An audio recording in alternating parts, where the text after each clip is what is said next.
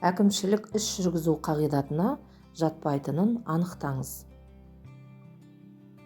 Сот приставы. Шындықтың объективтілік қағидаты. Істің барлық мән-жайын жан-жақты әділ тексеру. Кінәсіздік презумпциясы. Заң бойынша айыптылығы дәлелденбесе, әкімшілік құқық бұзушылық. 18 жасқа толмаған адамдар жұмысқа қабылданбайды. Полиция органдарына. Моральдық сипаттағы жазаның түрін анықтаңыз.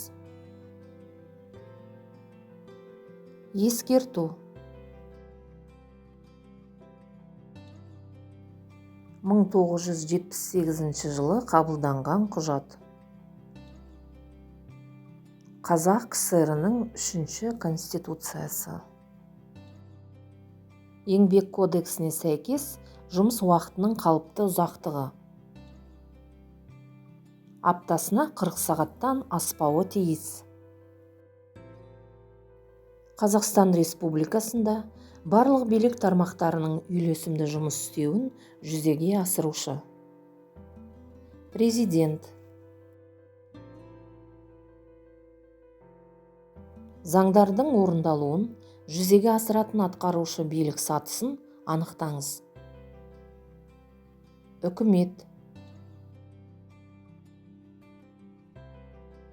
Мемлекет басшысының заң шығарушы орган қабылдаған заңның қабылдауын тоқтату немесе болдырмау құқығы. Вето. Қолданыстағы Қазақстан Республикасының Конституциясының қабылданған жылын анықтаңыз. 1995 жыл.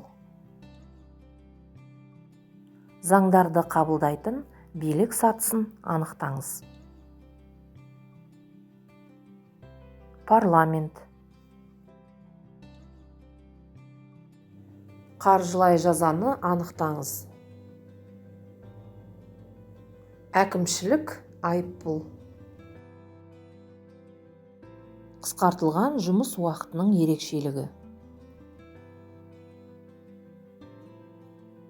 Еңбек толығымен төленеді. Әкімшілік құқық бұзушылық үшін мемлекеттік органдар тағайындайтын шаралар. Әкімшілік жаза.